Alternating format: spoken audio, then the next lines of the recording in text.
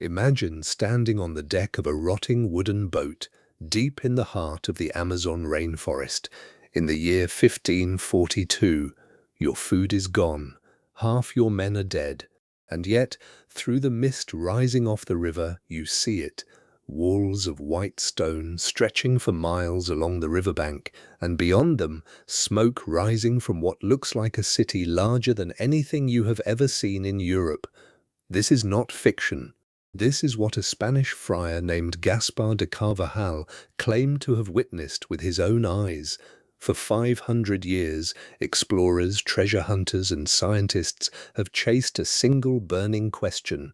Did a lost golden kingdom really exist in the Amazon? Was there truly a ruler so wealthy that he covered his entire body in gold dust and washed it off in a sacred lake every single day? And did a doomed Spanish expedition, led by a man named Francisco de Orellana, actually stumble upon the ruins of a vanished civilization only for the world to call them liars for the next 4 centuries? Today, we are diving into one of the greatest mysteries of the ancient Americas, the legend of El Dorado and the lost empire that Orellana swore he saw. Stay with us, because the ending of this story will completely change how you think about the Amazon rainforest. Let's go back to the beginning. The legend of El Dorado did not start as a city. It started as a man. In the highlands of what is now Colombia, the Muisca people held a sacred ritual. When a new ruler took power, he was covered from head to toe in gold dust until his entire body gleamed like a living statue. Then he was paddled out onto Lake Guatavita on a ceremonial raft, surrounded by priests throwing gold and emeralds into the water as offerings to their gods.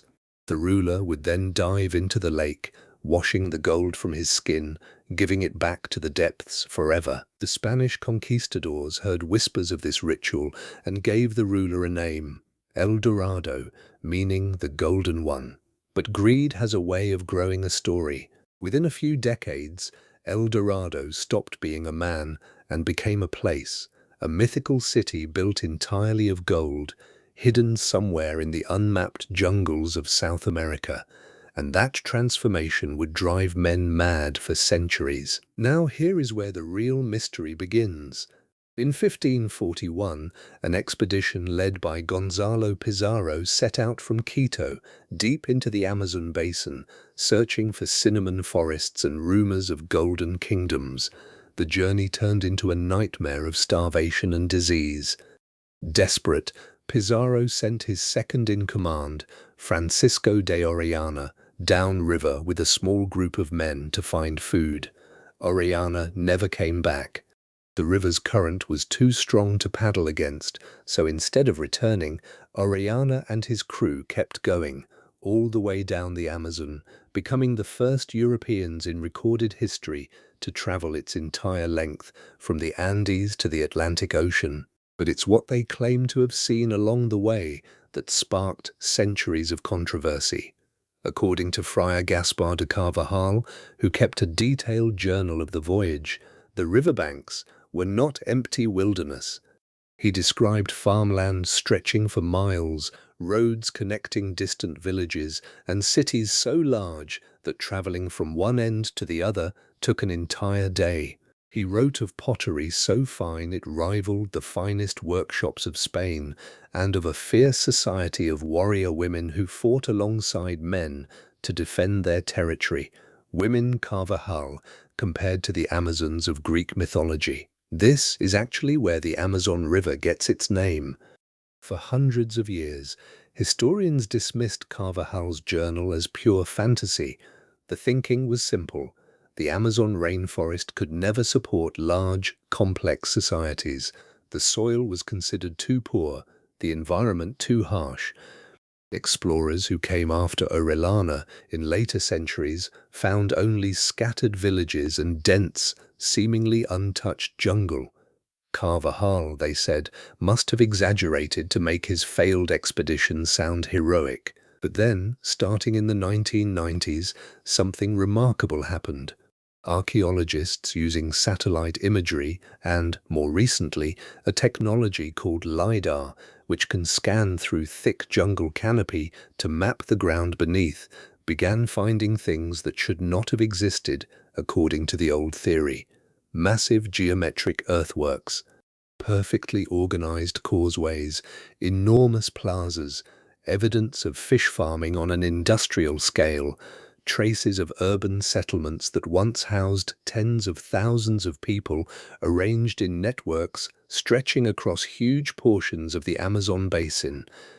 Entire cities swallowed by 500 years of relentless jungle growth, exactly where Orellana's men said they had seen them. Suddenly, the friar who was called a liar for 400 years started looking a lot more like a witness. So does this mean El Dorado, the golden city itself, is real? Most researchers today would say, probably not, at least not as a literal city built of gold. That version of the legend likely grew out of Spanish greed, mistranslation, and centuries of storytelling layered on top of a real ceremonial tradition. But the deeper truth may be even more extraordinary than the myth. The Amazon may have hidden not a city of gold, but something rarer. Proof of a sophisticated, populous civilization that the modern world had completely forgotten, right beneath one of the densest rainforests on Earth. So, was El Dorado a myth, or was it reality? The honest answer is, it was both. The Golden Man was real. The Golden City was legend.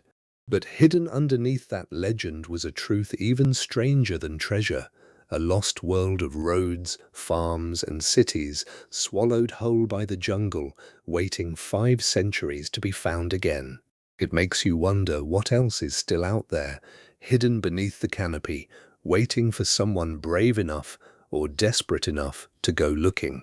If you enjoyed uncovering this mystery with us, make sure to subscribe for more stories from the ancient world and let us know in the comments. Do you think there are more lost cities still hiding in the Amazon? We will see you in the next video.